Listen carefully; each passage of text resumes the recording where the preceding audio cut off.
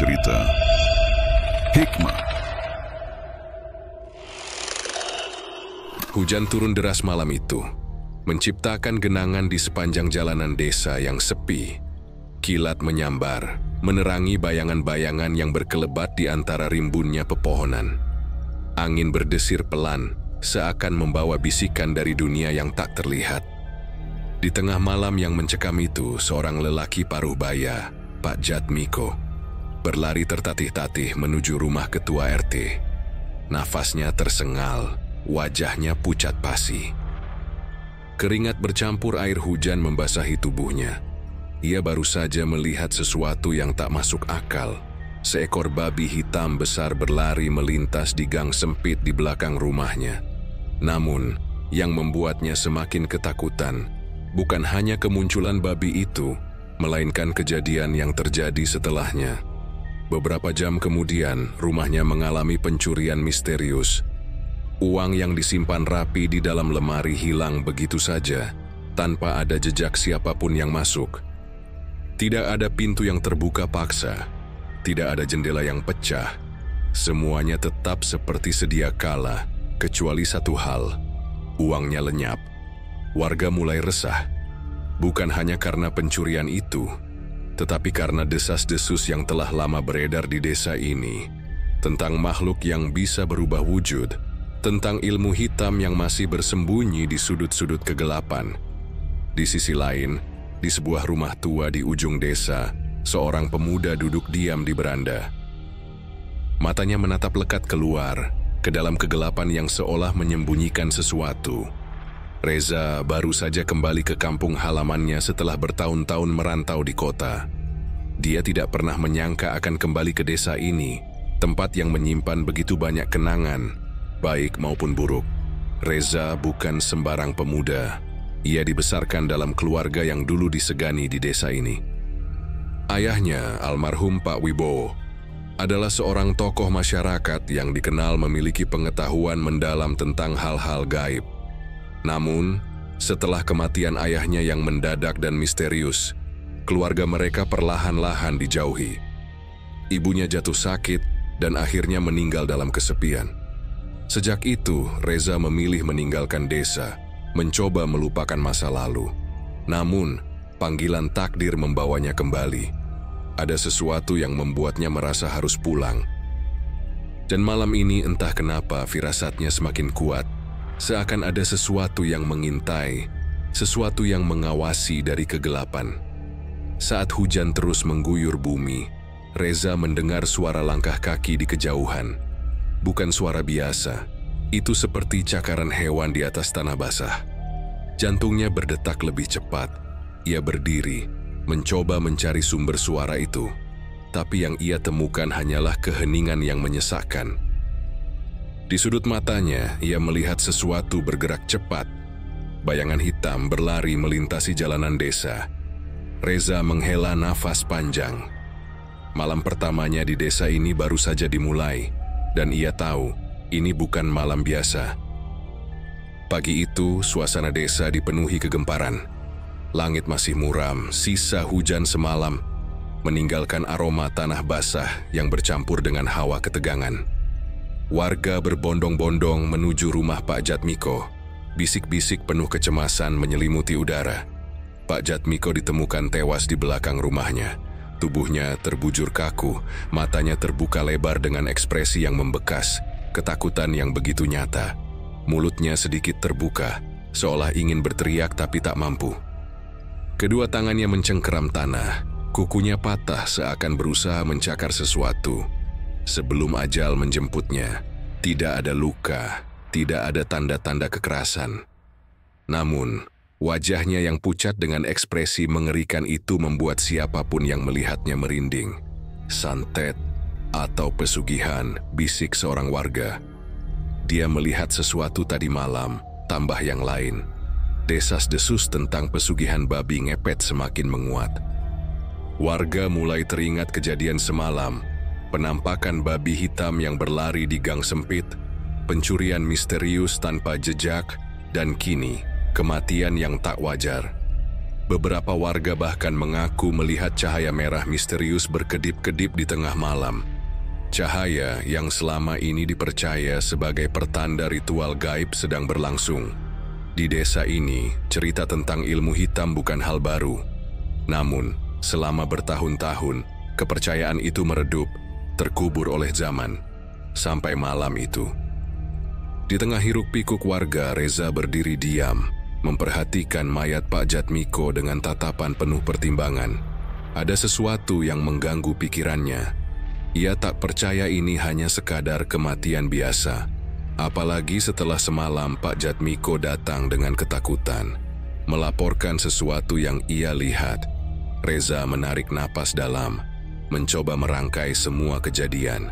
Sosok babi hitam berlari di gang sempit, pencurian misterius tanpa jejak, kematian mendadak dengan ekspresi ketakutan. Semua ini bukan kebetulan. Malamnya, Reza mulai mengumpulkan informasi. Ia berbicara dengan beberapa warga, mencoba memahami pola dari kejadian-kejadian aneh yang terjadi. Dari percakapan itu, ia menemukan satu kesamaan mencolok. Semua korban, baik yang mengalami pencurian maupun kematian misterius, pernah menentang seseorang di desa ini. Nama itu perlahan muncul di benak Reza. Seseorang yang dulu begitu dihormati, tapi kemudian dipandang dengan curiga. Seseorang yang pernah berselisih dengan almarhum ayahnya. Seseorang yang konon memiliki hubungan dengan ilmu hitam. Reza mengepalkan tangannya. Malam ini, ia harus mencari tahu lebih jauh, sebelum korban berikutnya jatuh. Langit sore berwarna kelabu saat Reza melangkah menuju rumah Mbah Warto, seorang dukun tua yang sudah lama dikenal sebagai penjaga keseimbangan spiritual di desa. Pepohonan bambu di sekitar rumah itu bergemerisik pelan, diterpa angin yang berembus dari arah pegunungan. Reza menarik napas dalam, merasa hawa di tempat ini lebih berat dari biasanya, seolah ada sesuatu yang tak kasat mata mengawasi setiap langkahnya. Rumah Mbah Warto berdiri di ujung desa, tak jauh dari batas hutan kecil yang jarang dimasuki warga. Pintu kayunya sudah tua dan berderit saat diketuk. Tak butuh waktu lama sebelum suara berat dari dalam menyahut. "Masuklah Reza, aku sudah menunggumu." Reza tertegun sesaat. Bagaimana Mbah Warto tahu dia akan datang? Saat ia mendorong pintu dan melangkah masuk, aroma dupa yang bercampur rempah menyambutnya. Ruangan itu temaram, hanya diterangi beberapa lampu minyak yang bergantung di dinding. Di sudut ruangan, terdapat rak-rak kayu yang penuh dengan botol, berisi cairan berwarna-warni, rajah kuno, serta beberapa benda yang tak bisa ia kenali. Mbah Warto duduk bersila di atas tikar, menatapnya dengan mata tajam yang seolah mampu menembus pikirannya. Rambutnya yang sudah memutih terurai di bahunya, dan garis-garis wajahnya menunjukkan betapa ia telah melewati banyak hal di hidupnya. "Aku tahu apa yang terjadi di desa ini," ucapnya tanpa basa-basi. "Dan aku tahu kenapa kau datang kepadaku." Reza menelan ludah. "Ini soal kematian Pak Jatmiko, Mbah, dan juga babi hitam yang kau lihat semalam," potong Mbah Warto. "Aku sudah merasakan energi hitam itu sejak lama, tapi sekarang kekuatannya semakin kuat." Reza merasakan tengkuknya meremang. "Maksud Mbah, ini bukan sekadar babi ngepet?" Mbah Warto menghela napas panjang. "Babi ngepet memang ada, tapi yang kita hadapi ini bukan pesugihan biasa. Ada sesuatu yang lebih gelap di balik ini, sesuatu yang lebih jahat. Aku bisa merasakannya." "Apa mungkin ada seseorang yang mengendalikan makhluk itu?" Mbah Warto memejamkan mata sejenak sebelum menjawab. "Kemungkinan besar ya. Dan kalau benar begitu, orang itu tidak hanya sekadar mencari kekayaan. Dia sedang menanam benih ketakutan di desa ini." Reza mengepalkan tangannya. Ia teringat bagaimana ayahnya dulu sering berbicara tentang keseimbangan antara dunia nyata dan dunia gaib. Tentang bagaimana seseorang yang haus kekuatan bisa mengorbankan apa saja demi tujuan mereka. "Aku harus menemukan siapa pelakunya, Mbah," ucapnya mantap. Mbah Warto menatapnya dalam-dalam. Hati-hati Reza, kau bukan hanya berhadapan dengan manusia, tapi juga sesuatu yang jauh lebih berbahaya. Malam itu Reza mengajak dua temannya, Dani dan Asep, untuk melakukan ronda malam. Mereka berjalan menyusuri gang-gang sempit desa yang diselimuti kabut tipis. Cahaya bulan redup dan hanya sesekali terdengar suara jangkrik di kejauhan. Apa kita benar-benar yakin ini ide bagus? Gumam Asep, nada suaranya penuh keraguan. Kita nggak tahu makhluk apa yang sebenarnya kita hadapi. Dani, yang lebih besar dan lebih berani, menepuk bahunya. Justru karena itu kita harus cari tahu, Sep. Kita nggak bisa terus hidup dalam ketakutan. Reza diam, matanya waspada mengamati sekitar. Hawa malam terasa lebih dingin dari biasanya, dan firasatnya mengatakan bahwa sesuatu akan terjadi malam ini. Lalu, "Hei, itu apa?" Dani tiba-tiba menunjuk ke sebuah sudut gang yang gelap. Bayangan hitam bergerak cepat, nyaris tak terlihat. Gerakannya tidak seperti manusia, tapi juga bukan hewan biasa. Sekilas ia tampak seperti sesuatu yang merayap dengan gerakan yang terlalu lincah untuk seekor babi. Lalu suara itu terdengar. Desisan. Bukan suara babi, bukan pula suara manusia. Suara itu seperti gabungan keduanya. Berat, dalam, dan menyeramkan. Reza langsung memberi isyarat. Kejar, mereka bertiga berlari secepat mungkin, melewati gang-gang sempit dengan napas memburu. Bayangan itu terus bergerak, terkadang melompat ke dinding sebelum berlari lagi. Saat mereka hampir mendekat, bayangan itu berhenti di tikungan. Sekejap kemudian, ia menghilang begitu saja. Kemana dia? Seru Dani, terengah-engah. Asep mengarahkan senter ke tanah. Tunggu, lihat ini. Reza dan Dani mendekat, dan apa yang mereka lihat membuat darah mereka berdesir. Di tanah basah ada jejak kaki babi. Tapi yang membuatnya lebih mengerikan, beberapa langkah ke depan, jejak kaki itu perlahan berubah. Dari bentuk tapak babi, jejak itu mulai menyerupai telapak kaki manusia. Seolah-olah makhluk itu berubah wujud di tengah perjalanan. Mereka bertiga terdiam. Angin malam terasa lebih dingin, dan tiba-tiba suasana di sekitar menjadi sunyi. Astaga, bisik Asep dengan suara gemetar. Reza menatap jejak itu dengan rahang mengatup. Semua dugaannya semakin kuat. Apa yang mereka kejar bukan sekadar babi ngepet. Ada sesuatu yang lebih besar, lebih gelap, yang bersembunyi di desa ini. Dan mereka baru saja mengusiknya.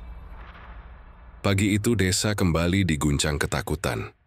Setelah kematian Pak Jatmiko yang masih menjadi misteri, kini kejadian-kejadian aneh mulai menghantui warga satu persatu.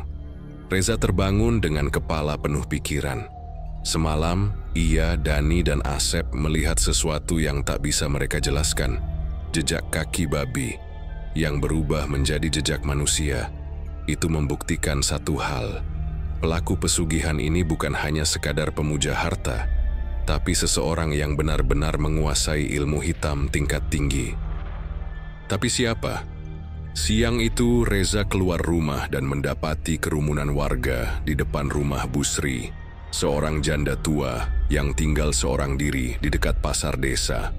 Suasana begitu tegang. Beberapa ibu menutup mulut mereka dengan tangan, sementara yang lain berusaha menenangkan anak-anak mereka yang menangis ketakutan. Reza segera mendekat. "Ada apa?" tanyanya pada seorang lelaki tua di kerumunan. "Busri, dia tiba-tiba kesurupan," jawab lelaki itu dengan suara bergetar. Reza menerobos kerumunan dan melihat Busri yang sedang duduk di tanah dengan tubuh terguncang hebat. Matanya melotot kosong, mulutnya bergumam tak jelas, sementara beberapa warga berusaha menahannya agar tidak melukai diri sendiri. "Ada yang bawa air garam?" seru Pak RT, yang ikut panik melihat kondisi Busri. Seorang ibu buru-buru menyerahkan botol berisi air garam. Pak RT menuangkannya ke tangan, lalu memercikkan ke wajah Busri. Seketika tubuh perempuan tua itu bergetar semakin hebat sebelum akhirnya ia membuka mulut dan menjerit. Nama. Suasana seketika sunyi. Busri mulai mengoceh sesuatu yang tak dimengerti. Suaranya bukan suara seorang perempuan tua, melainkan suara yang lebih berat, lebih menyeramkan. Dia yang mengirim. Dia yang membuat perjanjian. Darah akan terus mengalir. Warga saling berpandangan. Wajah mereka semakin dipenuhi ketakutan. Busri, siapa yang kau maksud? Tanya Pak RT dengan suara tegas. Namun sebelum bisa menjawab, tubuh Busri menegang. Matanya mendelik ke atas, lalu tiba-tiba jatuh pingsan. Saat warga masih sibuk dengan kejadian Busri, kabar buruk lainnya datang. Rojak hilang. Kabar itu menyebar cepat. Rojak, seorang pemuda yang dikenal suka berkelakar di warung kopi, mendadak tak ditemukan di rumahnya. Ibu Rojak menangis histeris, memohon bantuan warga untuk mencarinya. Reza, yang sejak tadi sudah dipenuhi kegelisahan, segera ikut dalam pencarian. Mereka menyusuri setiap sudut desa, mengetuk pintu-pintu rumah, bahkan pergi ke ladang tempat Rojak biasa membantu ayahnya. Namun, hasilnya nihil. Sampai sore menjelang, seorang anak kecil yang sedang bermain di tepi sungai menjerit ketakutan. Warga segera berlari ke sana. Di atas batu besar di pinggir sungai, tergeletak sehelai sarung. Sarung yang dikenal milik Rojak. Tidak mungkin, bisik ibunya dengan air mata mengalir deras. Dia baru saja tidur di rumah tadi malam. Namun Rojak tidak ada di sana. Tak ada jejak kaki yang mengarah ke sungai. Tak ada tanda-tanda perlawanan. Seolah-olah pemuda itu lenyap begitu saja dari dunia ini. Seseorang berbisik, jangan-jangan dia sudah diambil. Kalimat itu menyesakkan udara. Semua orang tahu apa yang dimaksud. Di desa ini, ada kepercayaan lama. Jika seseorang menghilang secara misterius tanpa jejak, kemungkinan besar mereka telah diambil oleh makhluk halus. Atau lebih buruk lagi, dikorbankan dalam ritual pesugihan. Reza merasakan jantungnya berdegup kencang. Ia tahu ini bukan kebetulan. Semua kejadian ini saling berhubungan. Pak Jatmiko melihat babi hitam dan tewas dengan ekspresi ketakutan. Busri tiba-tiba kesurupan dan menyebut seseorang yang bertanggung jawab. Rojak menghilang tanpa jejak, hanya meninggalkan sarungnya di tepi sungai. Ada pola dalam semua ini. Dan yang lebih mengerikan, semua korban adalah orang-orang yang curiga. Pak Jatmiko sempat menceritakan tentang babi hitam sebelum meninggal. Busri sering membicarakan keanehan yang terjadi di desa. Rojak. Beberapa hari lalu ia bercanda di warung kopi, mengatakan, "Kalau benar ada yang pesugihan di sini, pasti ketakutan kalau kita cari tahu." Apakah mungkin ini semua adalah bentuk peringatan? Seseorang atau sesuatu tidak ingin ada yang menggali terlalu dalam. Malam itu, Reza kembali ke rumah dengan kepala penuh pertanyaan. Ia menutup pintu dan jendela, berusaha menenangkan pikirannya. Tapi jauh di dalam hatinya ia tahu sesuatu. Pelaku ada di antara mereka. Seseorang di desa ini telah membuat perjanjian dengan kegelapan. Dan jika mereka tidak segera menemukannya, akan ada korban berikutnya. Malam semakin larut dan suasana desa berubah menjadi tegang. Setelah kejadian menghilangnya Rojak dan kesurupan Busri, warga semakin yakin bahwa ada sesuatu yang mengintai mereka. Sesuatu yang tidak bisa dijelaskan dengan akal sehat. Pak RT, yang awalnya skeptis, akhirnya setuju untuk mengadakan ronda malam. Para lelaki desa berkumpul, membawa senter, golok, dan kayu sebagai alat perlindungan. Mereka juga memasang jebakan, tali yang diikat di antara dua pohon, gentong berisi air garam, dan paku yang disebar di tanah untuk melukai kaki makhluk yang mereka buru. Namun, setiap kali mereka merasa hampir menangkapnya, makhluk itu selalu lolos. Malam pertama ronda, warga melihat bayangan hitam bergerak cepat melewati gang sempit. seorang lelaki bernama Haris segera berlari mengejar, tapi makhluk itu menghilang begitu saja di balik tikungan. Kemana dia? Haris terengah-engah, matanya menyapu setiap sudut jalanan. Salah satu warga menunjuk ke tanah. Lihat, ada jejaknya. Di tanah basah ada jejak kaki babi. Namun anehnya, jejak itu berhenti begitu saja, seperti makhluk itu tiba-tiba menghilang. "Wong edan, ini pasti kerjaan jin," seru seseorang dengan suara gemetar. Malam berikutnya, mereka memasang jebakan dengan tali dan air garam. Sekitar pukul 2 dini hari, terdengar suara gaduh dari arah kandang kambing milik Pak Min. Semua orang berlari ke sana dengan senter menyala. Namun yang mereka temukan hanyalah seekor kambing yang menggelepar di tanah dengan leher tergorok.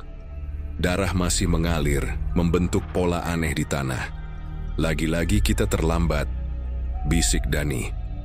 Malam ketiga, giliran Reza dan Dani yang berjaga. Mereka sudah bertekad untuk menangkap makhluk itu. Mereka bersembunyi di balik pohon di dekat gang tempat bayangan hitam sering muncul.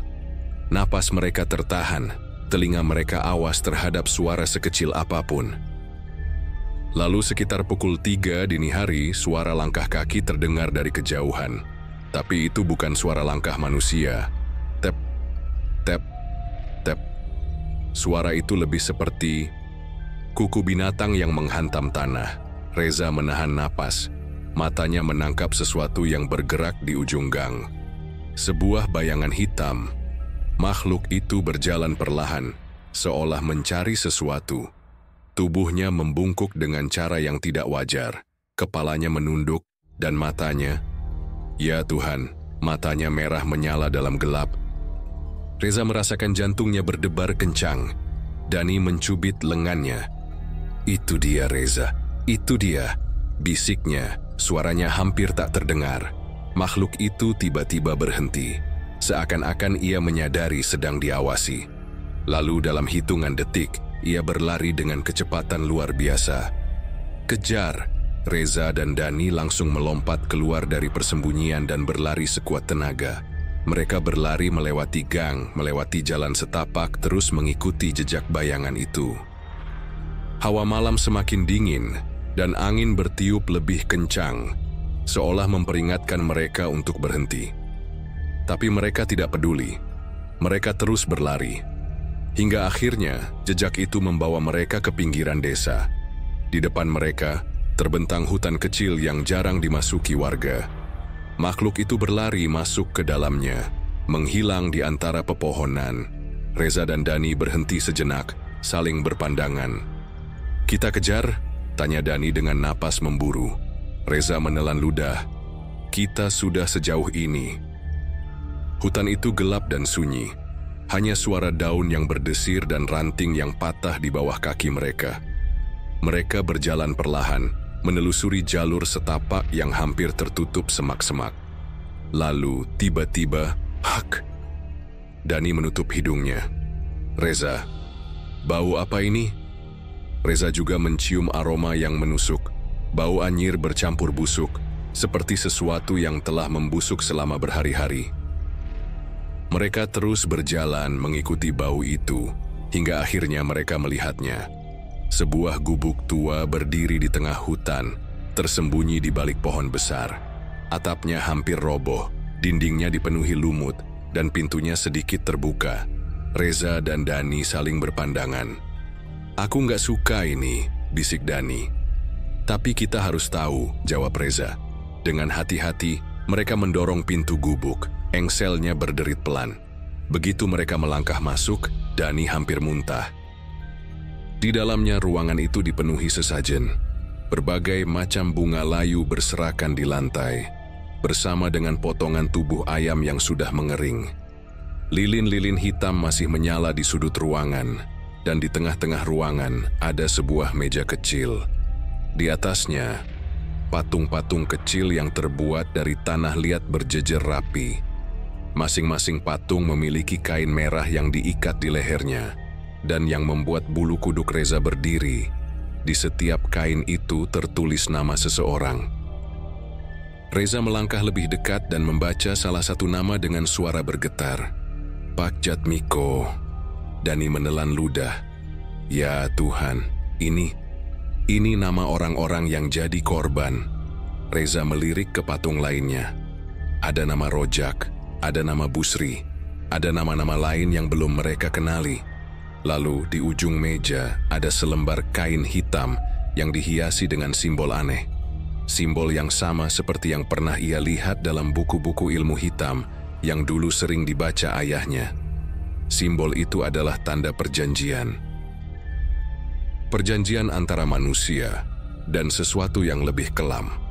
Reza mencengkeram bahunya sendiri, berusaha menenangkan gemetar di tubuhnya. Reza, Dani berbisik, suaranya penuh ketakutan. Apa? Dani menunjuk ke sesuatu di sudut ruangan.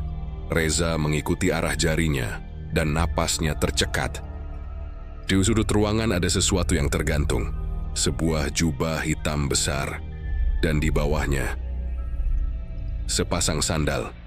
Sandal yang berlumuran lumpur. Sandal yang jelas-jelas masih basah. Seseorang baru saja ada di sini. Dan mungkin masih mengawasi mereka. Reza dan Dani berlari, meninggalkan gubuk itu secepat mungkin. Napas mereka tersengal-sengal.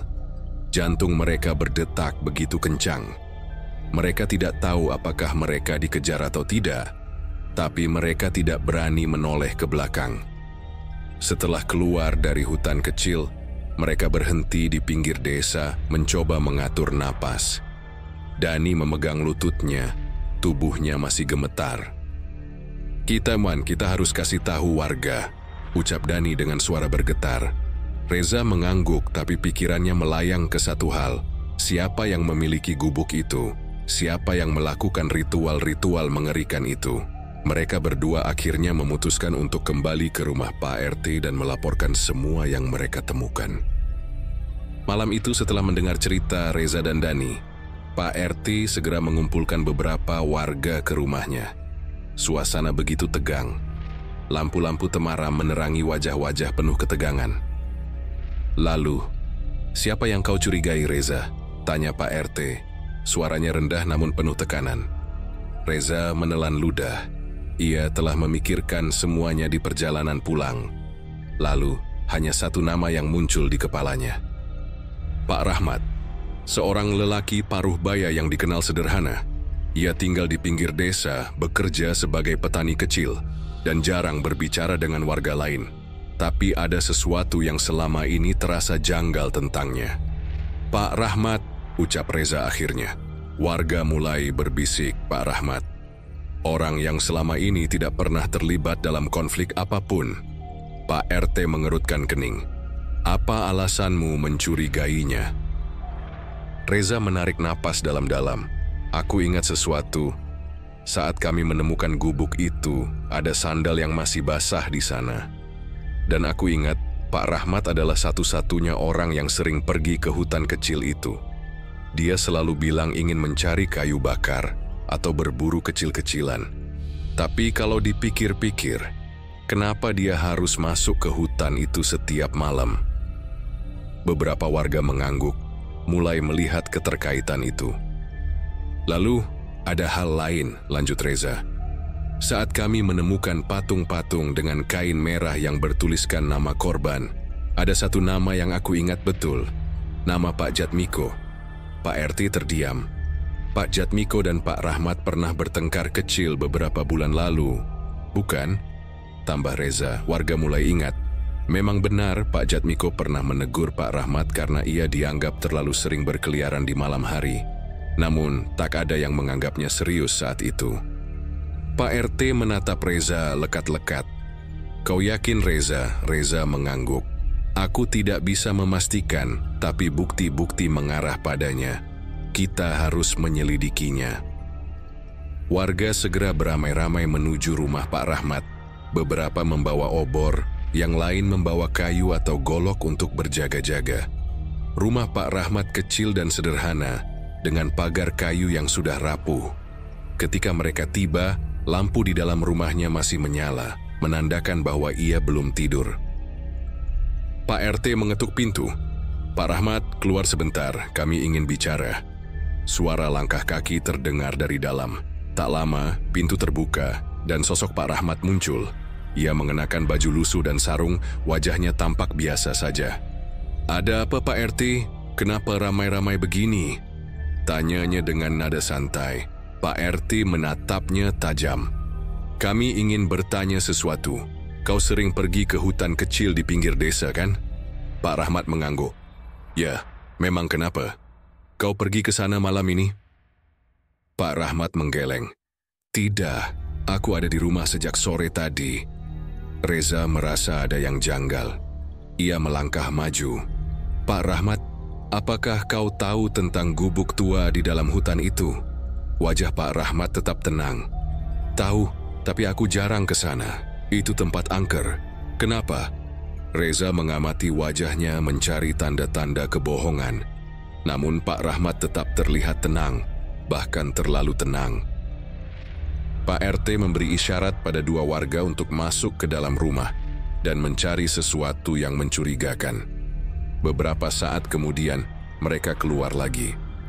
"Tidak ada yang aneh di rumahnya, Pak RT." Reza mengernyit. "Bagaimana mungkin? Apa kalian menemukan sandal basah?" tanyanya. Warga itu menggeleng. "Tidak ada. Bahkan tidak ada pakaian yang tampak baru dipakai untuk keluar rumah malam ini." Reza mulai ragu. Mungkinkah ia salah menuduh? Ataukah seseorang yang lebih licik sedang bermain dengan mereka? Pak Rahmat tersenyum tipis. "Maaf Reza kalau aku mengecewakan dugaanmu. Tapi aku bukan orang yang kau cari." Reza menatapnya lekat-lekat. Ia masih merasa ada sesuatu yang salah. Tapi tanpa bukti, ia tidak bisa berbuat apa-apa. Pak RT akhirnya menghela napas. "Baiklah Pak Rahmat, maaf mengganggu malam-malam. Kami hanya ingin memastikan." Pak Rahmat mengangguk. "Tidak apa-apa, aku mengerti. Semua orang sedang ketakutan. Tapi percayalah, aku tidak ada hubungannya dengan ini." Warga mulai meninggalkan rumahnya satu persatu. Namun, sebelum pergi, Reza menoleh sekali lagi. Pak Rahmat masih berdiri di depan pintunya. Dan di sudut bibirnya, ada senyum kecil yang hampir tidak terlihat. Senyum yang membuat bulu kuduk Reza meremang. Malam itu Reza tak bisa tidur. Ia terus memikirkan ekspresi Pak Rahmat. Bagaimana ia terlalu tenang meskipun dituduh. Tapi kalau bukan Pak Rahmat, lalu siapa?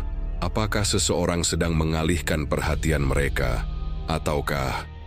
Reza menelan ludah. Mungkinkah ada lebih dari satu orang yang terlibat dalam ini? Dan jika benar begitu, mereka baru saja masuk ke dalam permainan yang jauh lebih berbahaya daripada yang mereka kira. Malam itu, udara terasa lebih dingin dari biasanya. Hawa mencekam menyelimuti desa, seolah-olah sesuatu sedang mengawasi mereka dari kegelapan. Reza menggenggam erat sebilah golok di tangannya. Dani dan beberapa warga lainnya berdiri di dekatnya, masing-masing membawa alat seadanya, bambu runcing, obor, dan kayu. Setelah kegagalan demi kegagalan menangkap babi hitam itu, Reza memutuskan untuk mencoba taktik baru. Kali ini, ia dan warga memasang perangkap sederhana namun mematikan. Paku dan pecahan kaca disebar di jalanan tempat makhluk itu sering muncul. Mereka berharap jika babi ngepet itu benar-benar manusia yang bersembunyi di balik ilmu hitam, luka yang ditinggalkan bisa mengungkap identitas aslinya. Semua orang menahan napas dalam diam. Hanya suara jangkrik dan desir angin malam yang terdengar. Lalu, seperti yang mereka duga, Suara langkah kecil mulai terdengar di kejauhan. Tep, tep, tep, bayangan hitam itu muncul kembali di ujung gang. Matanya bersinar merah dalam gelap, tubuhnya bergerak dengan cara yang tidak wajar, seperti bukan sekadar binatang biasa. Reza menggertakkan giginya. "Kita bersiap," bisiknya. Makhluk itu mulai berlari, melewati gang sempit, persis seperti yang mereka perkirakan. Dan saat cakar-cakarnya menyentuh tanah yang dipenuhi pecahan kaca dan paku, Sebuah jeritan nyaring memecah kesunyian malam. Babi hitam itu melompat liar, kakinya mengais-ngais udara dengan brutal. Darah segar menetes dari kakinya yang tertusuk benda tajam. Matanya melotot ketakutan, sadar bahwa ia telah jatuh ke dalam perangkap. "Inilah saatnya, tangkap dia," seru Pak RT. Namun seperti sebelumnya, babi itu masih terlalu cepat. Dengan sisa tenaga, ia berhasil melompat ke depan dan melarikan diri. "Tidak, jangan sampai lolos." Reza, Dani, dan warga segera berlari mengejarnya.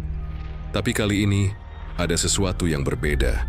Tidak seperti sebelumnya yang menghilang begitu saja, babi itu kini meninggalkan jejak darah di sepanjang jalan. Jejak itu membentuk garis merah yang jelas menuju satu tempat. Dan yang mengejutkan mereka, jejak darah itu tidak menuju rumah Pak Rahmat. Sebaliknya, jejak itu mengarah ke sebuah rumah kecil di pinggir desa. Rumah yang selama ini hampir terlupakan. Rumah Bu Sari. Reza menelan ludahnya. "Bu Sari?" bisiknya nyaris tak percaya. Bu Sari adalah seorang janda tua yang sudah lama tinggal sendirian di desa. Ia jarang bergaul, jarang keluar rumah kecuali untuk membeli bahan makanan di warung. Banyak yang menganggapnya aneh, tapi tak ada yang pernah mencurigainya. Warga saling berpandangan. Tak ada yang menyangka jejak itu akan mengarah ke rumah Bu Sari. Pak RT akhirnya mengambil keputusan. Kita harus masuk. Dengan langkah hati-hati mereka mendekati rumah kecil itu. Cahaya dari dalam rumah masih menyala, pertanda bahwa seseorang ada di dalam. "Bu Sari, kami hanya ingin bertanya," seru Pak RT. Tak ada jawaban. Reza menatap Pak RT, lalu mengambil inisiatif untuk mendorong pintu pelan-pelan. Pintu itu tidak terkunci. Dan begitu mereka masuk ke dalam rumah, mereka dikejutkan oleh pemandangan yang mengerikan. Di tengah ruangan, Bu Sari duduk di lantai dengan tubuh lemas.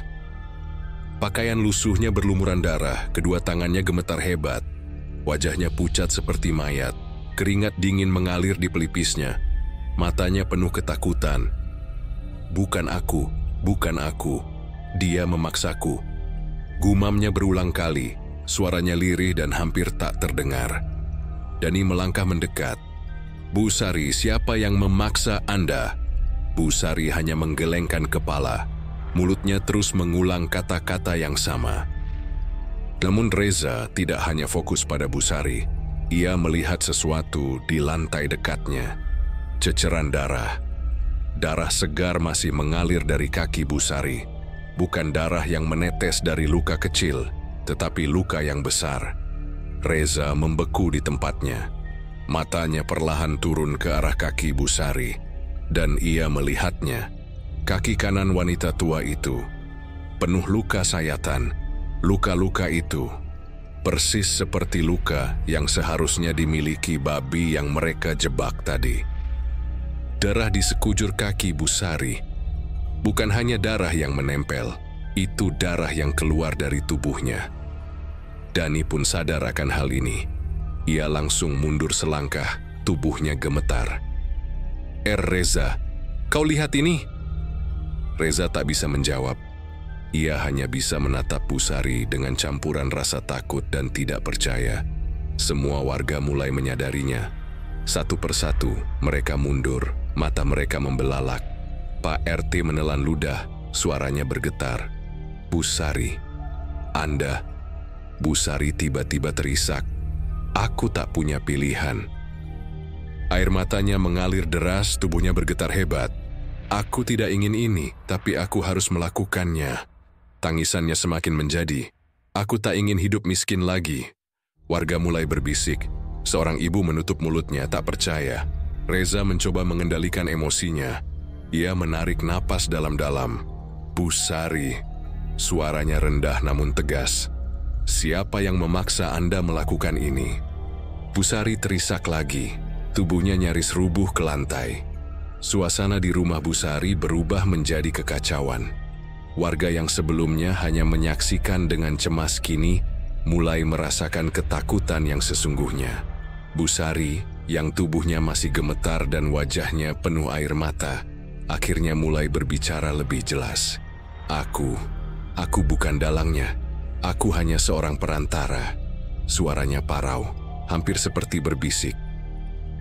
Reza menatapnya tajam. Perantara untuk siapa? Busari menoleh dengan tatapan ketakutan. Matanya menyapu setiap wajah yang ada di ruangan, seolah-olah takut jika ada seseorang yang sedang mengawasinya. Ada seseorang yang jauh lebih kuat, seseorang yang telah membuat perjanjian dengan iblis. Ia mulai terisak. Aku tidak punya pilihan. Aku dipaksa. Jantung Reza berdegup semakin cepat. Pak RT yang berdiri tak jauh darinya mencoba mendekat. Siapa orang itu, Busari? Katakan pada kami. Busari menggeleng-gelengkan kepalanya. Tidak, aku takut. Jika aku menyebut namanya, aku akan mati. Busari, kau sudah terlanjur terlibat. Jika kau tidak bicara sekarang, mungkin kita semua akan menjadi korban berikutnya. Suara Dani terdengar lebih tegas, hampir seperti bentakan. Busari masih terisak, tubuhnya gemetar hebat. Lalu dengan napas tersengal, dia akhirnya membuka mulutnya.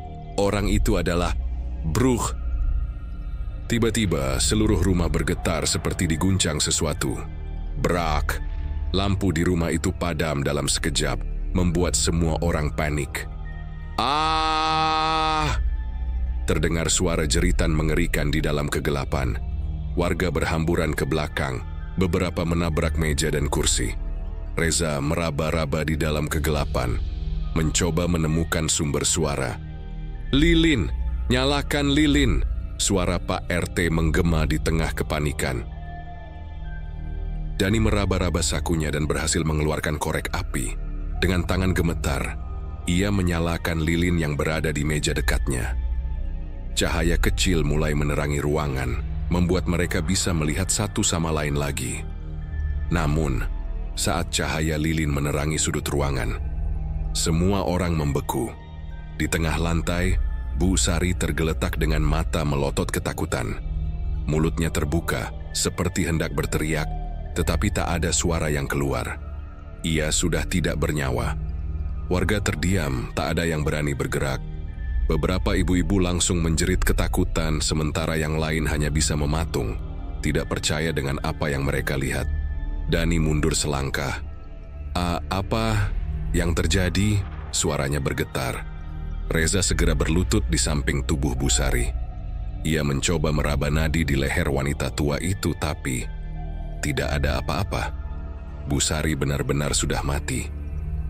Namun yang membuat semuanya lebih mengerikan adalah wajahnya. Ekspresi Busari membeku dalam ketakutan, seolah-olah ia melihat sesuatu yang begitu mengerikan sebelum napas terakhirnya. Tapi bagaimana? Tidak ada yang menyentuhnya. Tidak ada yang berada cukup dekat untuk mencelakainya, seolah-olah kematian itu datang begitu saja, tanpa peringatan. Pak RT berusaha menenangkan warga yang mulai panik. Tetap tenang, jangan ada yang keluar sendirian malam ini. Tapi semua orang tahu, malam ini mereka tidak akan bisa tidur tenang. Reza berdiri, otaknya berpacu dengan berbagai kemungkinan. Satu hal yang pasti, Busari tahu sesuatu, dan seseorang atau sesuatu tidak ingin rahasia itu terungkap. Dani menatap Reza dengan cemas. Apa yang harus kita lakukan sekarang? Reza mengepalkan tangannya. Kita harus mencari tahu siapa dalangnya, dan sebelum kita menemukannya, matanya menyapu seluruh ruangan, melihat wajah-wajah tegang warga. Kita semua dalam bahaya. Langit malam tampak lebih gelap, seolah-olah bulan enggan menampakkan dirinya. Udara dingin menggigit kulit, dan di kejauhan, suara lolongan anjing terdengar, menambah ketegangan yang menguasai desa. Setelah kematian mendadak Busari, ketakutan warga mencapai puncaknya. Tak ada lagi yang berani keluar sendirian setelah gelap. Namun, Reza tahu mereka tidak bisa tinggal diam.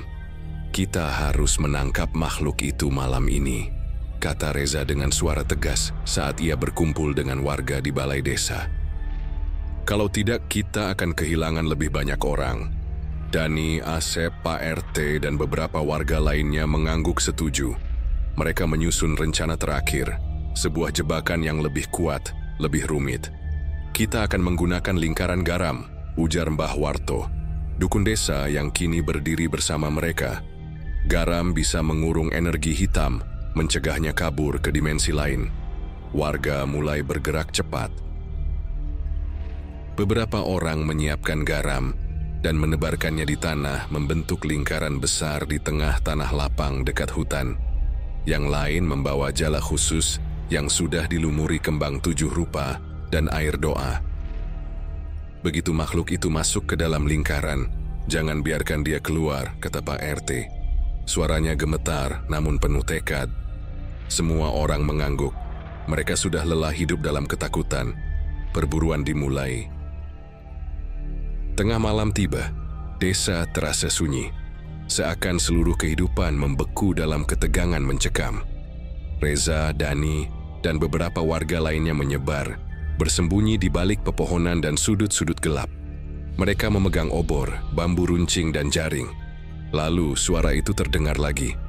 Tep, tep, tep. Langkah kecil terdengar di kejauhan, disertai suara napas berat dan desisan yang aneh.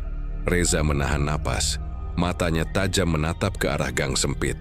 Dan di sanalah ia melihatnya. Babi hitam itu muncul lagi. Matanya merah menyala, tubuhnya lebih besar dari babi biasa. Dan di lehernya terdapat kilatan seperti kalung emas yang samar-samar memantulkan cahaya obor. Dani melirik Reza. "Sekarang," bisiknya. Reza mengangguk. "Sekarang." Serentak warga muncul dari persembunyian mereka, menghalangi jalan makhluk itu. Babi hitam itu terkejut, matanya membelalak marah. Ia berusaha lari ke arah lain, tapi warga sudah mengepungnya dari segala sisi. Ketika babi itu mencoba kabur ke hutan, Reza dan Dani berhasil mengarahkannya ke tengah tanah lapang, tepat ke dalam lingkaran garam. Begitu kaki babi itu menyentuh batas garam, ia langsung berhenti. Tubuhnya tiba-tiba menegang, seolah ada kekuatan tak kasat mata yang mengikatnya. Babi itu mulai menggeliat liar, mengeluarkan suara mengerikan yang bukan suara hewan biasa. Lalu, sesuatu yang lebih mengerikan terjadi. Babi itu mulai berubah. Kebenaran yang mengejutkan. Bulu-bulu hitamnya rontok satu persatu. Kulitnya bergetar dan bergelombang seperti ada sesuatu yang berusaha keluar dari dalam tubuhnya. Kakinya yang pendek perlahan memanjang, cakar-cakarnya berubah menjadi jari-jari manusia yang kurus dan gemetar. Warga hanya bisa menatap dengan ngeri saat makhluk itu perlahan-lahan berdiri di atas 2 kaki. Dan akhirnya, perubahan itu selesai. Kini, di tengah lingkaran garam, berdiri seorang pria paruh baya dengan tubuh gemetar. Bajunya compang-camping, wajahnya pucat dan penuh peluh. Tatapan matanya liar dan penuh ketakutan. Seluruh warga membelalak. Reza terpaku di tempatnya. Ia mengenali pria itu. Semua orang mengenal pria itu. Pak Joko, tokoh masyarakat yang selama ini dihormati. Yang selama ini dikenal sebagai orang baik dan dermawan. Orang yang mereka percaya. Pak RT terbelalak tak percaya. "Pak Joko?" Pak Joko menelan ludah, wajahnya semakin pucat. Aku." Warga mulai berbisik, ketakutan dan marah bercampur menjadi satu. Jadi dia yang selama ini. Dia yang membunuh Bu Sari? Dia yang mencuri uang warga? Reza melangkah mendekat. "Pak Joko, apa yang telah Anda lakukan?" Pak Joko menundukkan kepalanya, napasnya berat, matanya berkaca-kaca. Lalu dengan suara parau ia mulai berbicara. "Aku sudah melakukan pesugihan bertahun-tahun." Seketika, seluruh warga menahan napas. Pak Joko menghela napas panjang, tubuhnya gemetar seolah-olah ia kehabisan tenaga. "Dulu, aku hanya seorang pria miskin," katanya lirih. "Aku tidak punya apa-apa. Aku ingin keluargaku hidup sejahtera. Aku ingin dihormati. Aku ingin semuanya lebih baik." Reza mendengarkan dengan seksama meskipun hatinya berdebar kencang. "Lalu seseorang datang kepadaku, seseorang yang menjanjikan kekayaan dengan satu syarat, aku harus melakukan ritual pesugihan. Lanjutnya, aku harus menjadi babi ngepet mencuri dari orang lain untuk mendapatkan uang. Warga mulai menangis, beberapa memandangnya dengan jijik, yang lain hanya bisa menggeleng tidak percaya. Pak Joko menelan ludah, lalu melanjutkan, tapi aku tidak tahu bahwa semakin lama aku melakukannya, semakin besar harga yang harus aku bayar. Bu Sari, tanya Reza pelan. Pak Joko mengangguk, air matanya jatuh. Dia membantuku, tapi bukan karena dia mau. Aku memaksanya, aku mengancamnya. Aku pikir aku bisa mengendalikan semuanya. Tapi sekarang, ia menatap langit malam dengan wajah penuh keputusasaan. Sekarang aku tahu aku tidak bisa lari lagi. Warga mulai bergerak maju, kemarahan membara di mata mereka. Kita harus menyerahkannya ke pihak berwajib, seru seseorang. Tidak, orang seperti ini harus diberi pelajaran di depan umum, yang lain berteriak. Namun sebelum siapapun bisa melakukan apa-apa, Pak Joko tersenyum lemah. Lihatlah, mereka sudah datang menjemputku. Mata Reza membelalak. Apa maksud Anda? Pak Joko mengangkat tangannya ke langit. Dan saat itulah, angin kencang bertiup, membawa aroma busuk yang menjijikkan. Suara bisikan mengerikan terdengar dari segala arah. Bayangan hitam mulai muncul di sekeliling mereka. Warga berteriak panik. Beberapa berusaha kabur, tapi tubuh mereka terasa kaku. Dan di tengah kekacauan itu, Pak Joko menatap Reza dengan senyum pasrah. Kalian terlambat. Lalu, sebelum ada yang bisa berbuat sesuatu, tubuh Pak Joko tiba-tiba menghitam, menyusut dan hilang begitu saja dalam pusaran bayangan.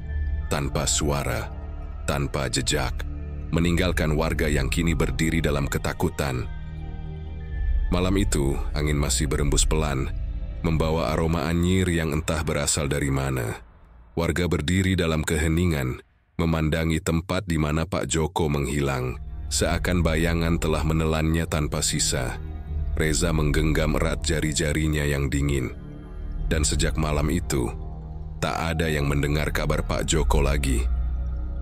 Dia sudah mati atau belum? Warga pun lebih berhati-hati terhadap sikap-sikap yang mencurigakan dari setiap orang, agar tidak terulang kejadian yang sama. Terima kasih buat teman-teman yang sudah menonton video ini sampai habis. Semoga bisa dipetik pelajaran dari video kita ini. Saya selaku admin Cerita Hikmah mengucapkan mohon maaf jika ada kesalahan dari kami. Jangan lupa dukung channel kami dengan cara like, komen, share, dan subscribe. Nyalakan juga lonceng notifikasinya. Kita bertemu di video berikutnya.